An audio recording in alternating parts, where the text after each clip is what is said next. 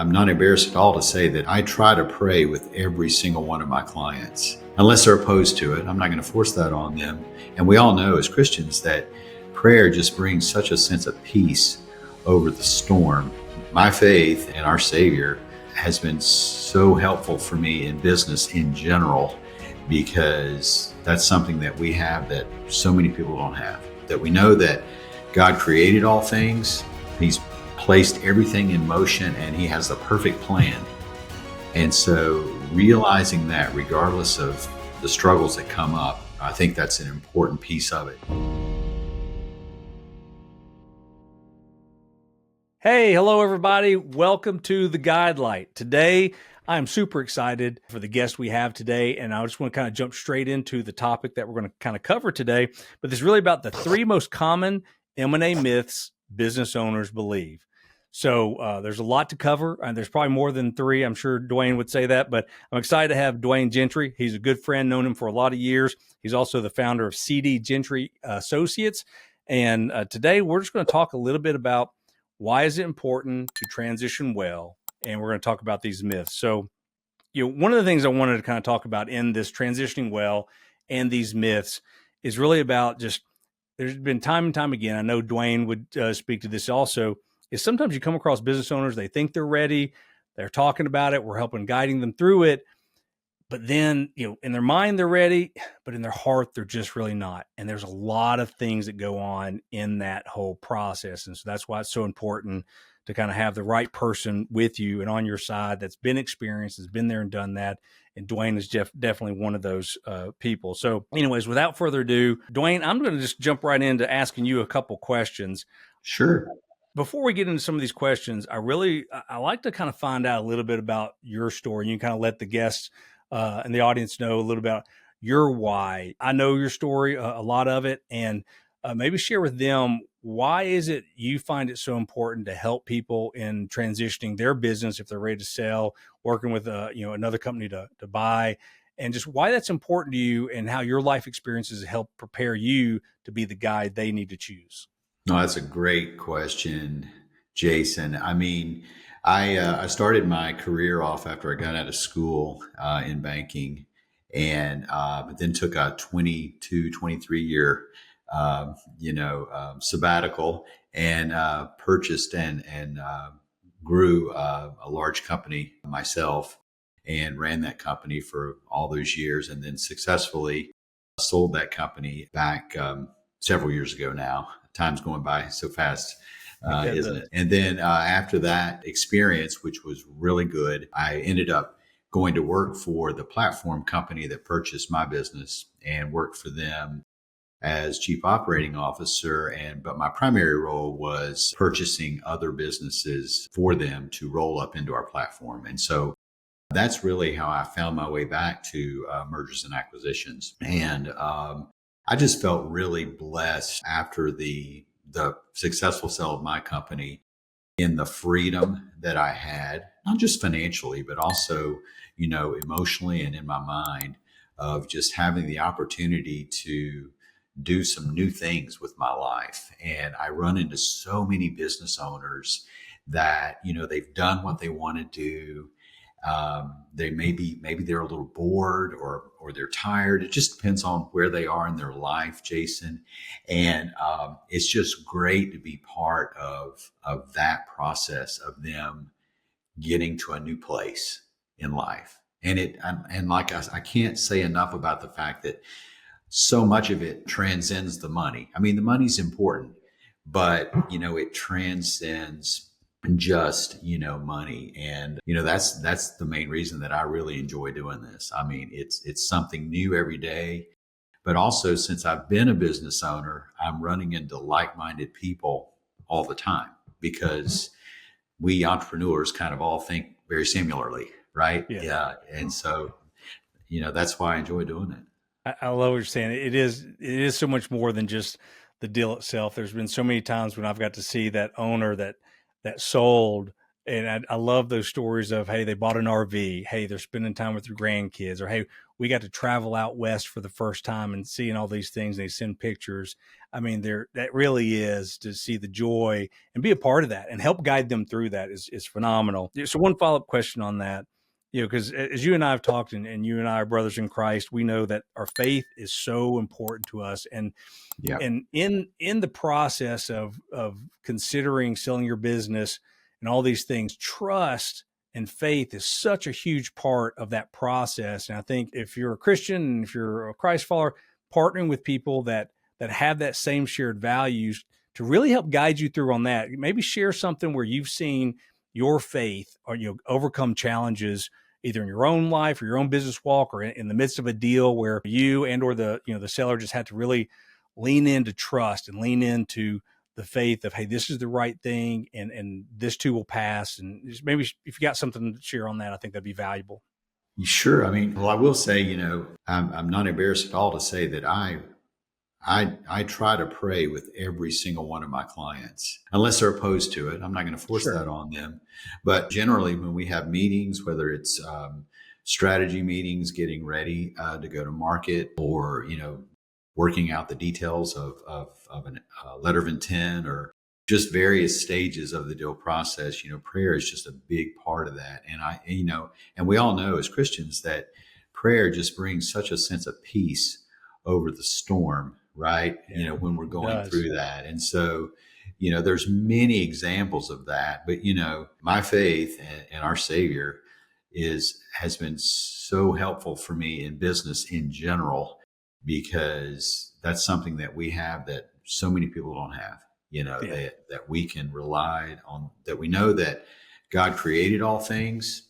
Yes. He's placed everything in motion and he has the perfect plan.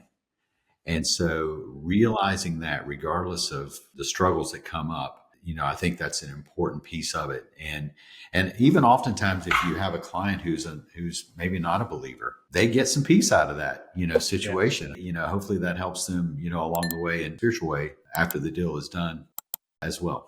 So I don't know if that answers the question, but that's my answer. It's perfect. No, that's perfect. That you answered that perfectly. All right, so let's jump right into some of these myths. And I know I came up with 3. We know there's a lot more out there. Matter of fact, stay tuned till the end, because there'll be an opportunity to get a top 10. I call them Mythbusters for the Guidelight. So it'll be a little download if you're interested in. You can get click on something and you'll get a download of that. But so one of the number one myths is I'll sell when I'm ready. Now, you and I both know ready is one of the most dangerous words in M&A, because timing, it can be such an illusion for business owners. And you and I were just talking about that before we got on the podcast, was the timing of things and the process of things, and that there needs to be a certain order to that, but it needs to go through a process. And one of the things people are sometimes concerned they wait too long, or there's just all these things that come up. So I was going to ask you, what does readiness actually look like, and how early should owners begin that process? Okay. Well, let me start by saying that, I'll sell when I'm ready is kind of dangerous, because, we can control a lot of things in our business, and there's quite a bit of the inner workings of our business we can control by pulling different levers, right? We all know that if we run a business. But one thing we can't control is the market. Yeah. And at the end of the day, the market is going to determine which buyer you're going to find and how much he or she is going to pay, right? At the end of the day. And so there's a lot of things we can control, but we can't control the market. And so I've told many clients that I've spoken with in the past is, look, you could work another 4 or 5 years if you don't think you're quite ready yet, but you could work another 4 or 5 years thinking you're going to get more money, and you could get less money if the market, slows down. So that's one thing to always think about. But I think, beginning the process, if there's folks out here listening to this podcast, whether you're ready to sell now or not, you need to begin the process now of getting your business ready to sell, or working towards that, so that when you are ready, you're ready to get going. right? And so, Yeah. but I would say, more specifically, engaging someone to assist you with that process. And I would certainly recommend that you do so, because on average, industry standard, a good M&A advisor is going to get you between 27 and 103% more Yeah. from your business than if you try to engage a buyer who comes to you unsolicited. But you should begin that process now, getting ready. And then when you're getting a little closer, maybe 2 to 3 years out from the time that you're ready to exit or seek a transaction, would be the time to engage, an advisor to help you, get ready to get the process started. That's kind of the short answer. I've always said, when should I start? And I say now. I've Yeah. referenced that book, Built to Sell by John Warlow, countless number of times, and that's perfect example. It probably sound like a broken record saying that too much, but you said something a minute ago that really kind of segues us into myth number 2. My CPA or my buddy can handle the sale. I've had it's amazing. I've had so many people say, "Well, I know someone that he does this, or it's just another transaction," and you and I both know there's such a nuance. There's so many little factors to come in to this, in making sure it's done right, making sure, like you said, you get the most out of your multiple, but just making sure it's smooth. And so working with someone like that, is important. But tell me a little bit about that, about your thought on, why working with a qualified, business Oh, broker, sure. M&A advisor is important. Well, sure. So your accountant or your buddy or, some other friend maybe that that's maybe related to the M&A world, they may be helpful to you, but many times if you're not careful, you will leave not only a lot of money on the table, but you will also limit yourself to a very small number of buyers. And to me, when one is thinking about a transition, finding the right buyer that's going to continue your culture and your legacy, and just, maybe especially if you're a faith-based company, really is the number one priority. And then the money is the secondary priority. Now, it doesn't mean we can't get you both, right? And a qualified advisor is one that is not just driven by that next commission. They're not just looking for the next payday. They're driven by honesty and integrity, and they're really, because they're successful, they're not having to just look for that next dollar bill, right? So they're able to operate from a place of integrity and complete honesty with you, and really to ensure that, as I said before, you get the best legacy buyer or partner, depending on the type of deal you're looking for, and that's going to take care of your people, that's going to continue the core values that you've established, over many years of business, but also is going to get you the most money that the market will bear. Absolutely. I mean, I know for us, whenever we sold our business, I mean, we went through over a dozen potential buyers before we found the right one. And I guess that's something, that I love how you've reiterated that, is there's always that right buyer.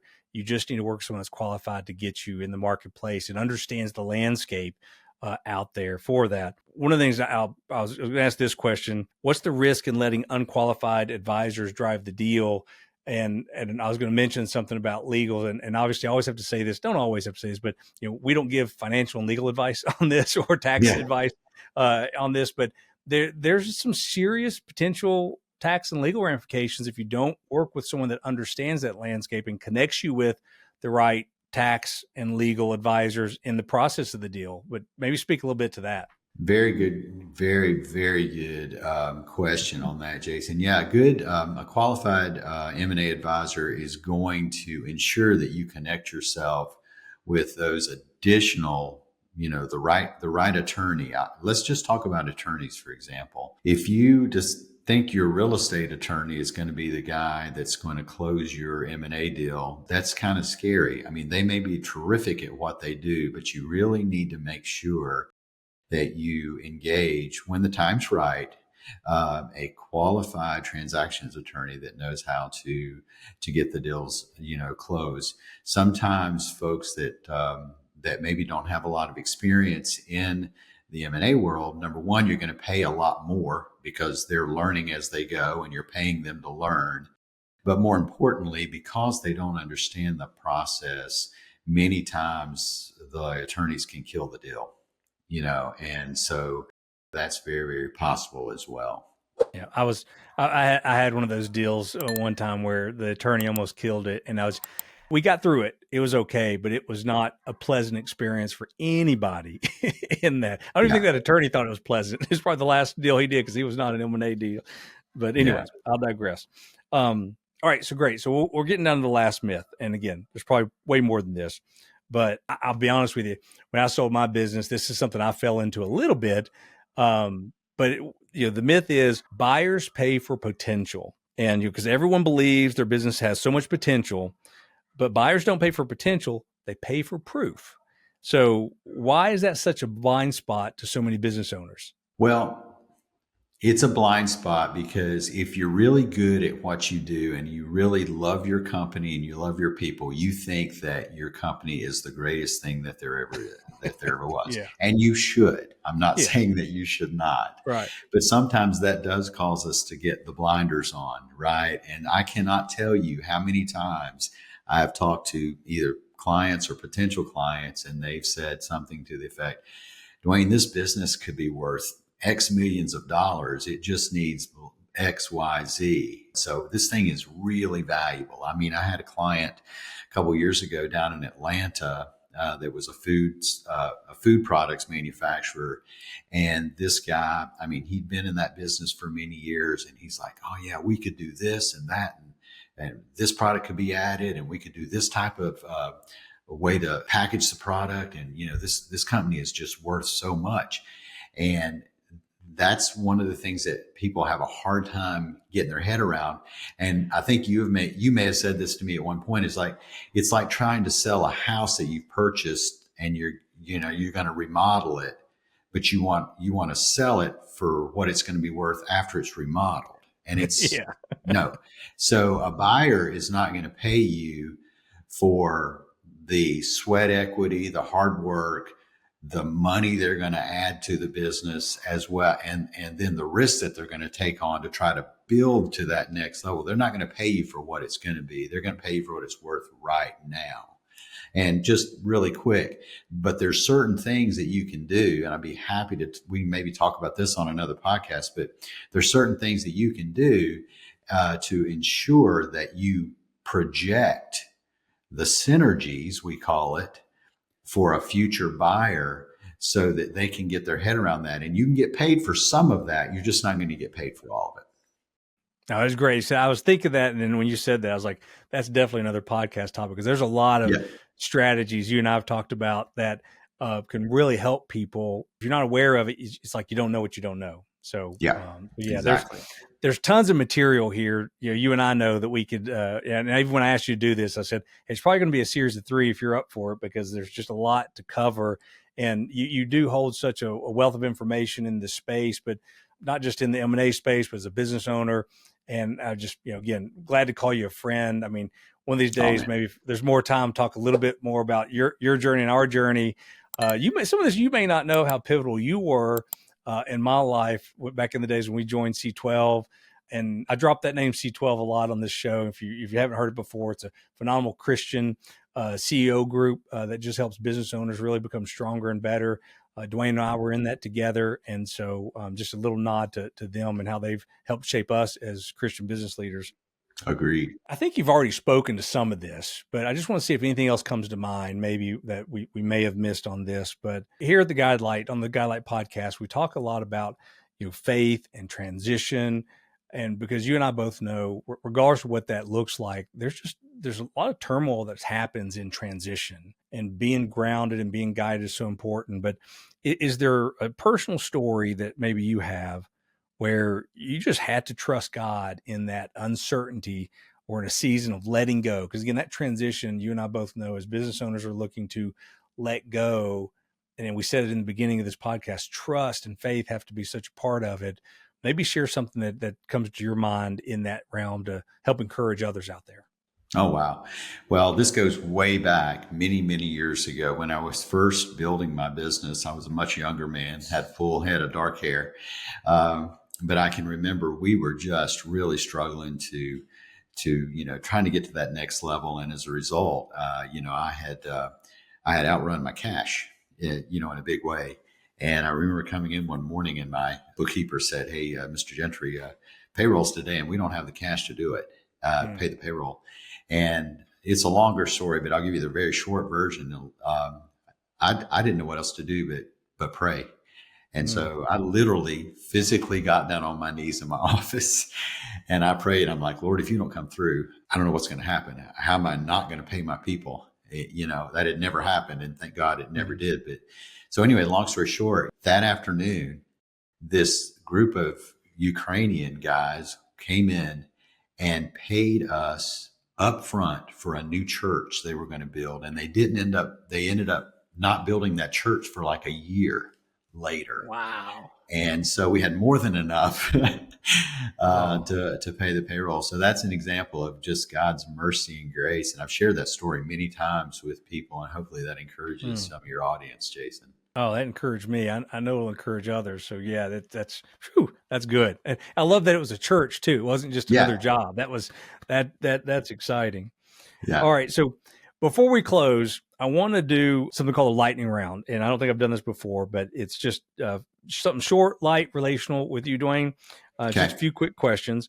But what is the best piece of business advice you've ever received? You don't know everything. Hire great people and do what you do best first.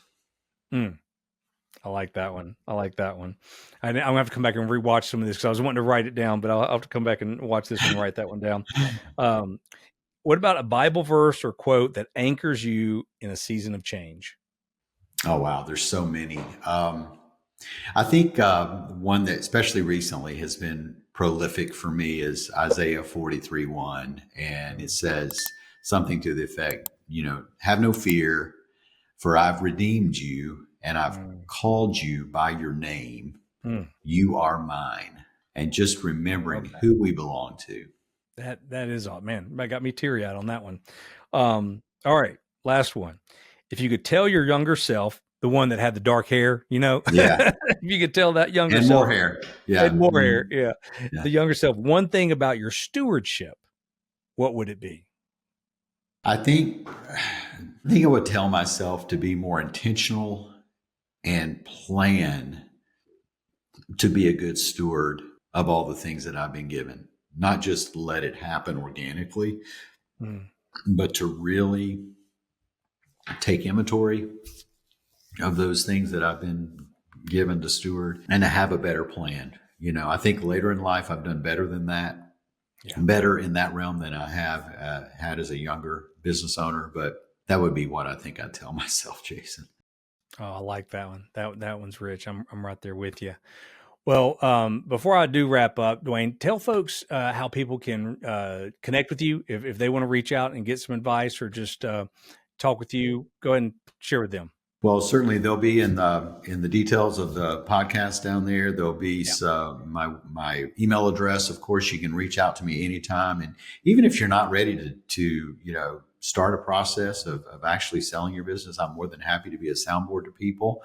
Also, my website has a lot of great information, and there's some downloads there that you can get in terms of how you can start working on getting your business ready to sell at some point. So there's a lot of information there as well. I'd be happy to help anybody in any way that I can. You'll find me to be very low key, low pressure, and I generally only ask people for the honor of their business if I think that I can help them.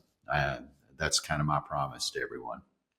I love it. I know Duane, thank you so much. And I know when I first got into this, I mean, you're the first phone call I made when talking to you about mergers and acquisitions. So I think they couldn't be better served than working with you. So I'm excited to have you here.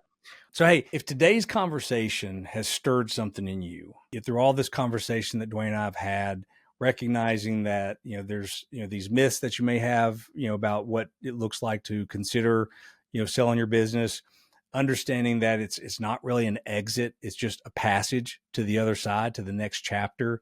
Oftentimes so exciting, and just these what ifs that you couldn't have even thought of, could be there. If this is something that matters to you, do reach out and let us help. Let us help, because we'd love to help, and that's why we exist. So I said earlier, there's a call to action. So again, if you click on the link below, also it'll be below Duane's information. You can download some common myths that may give you some more things to think about.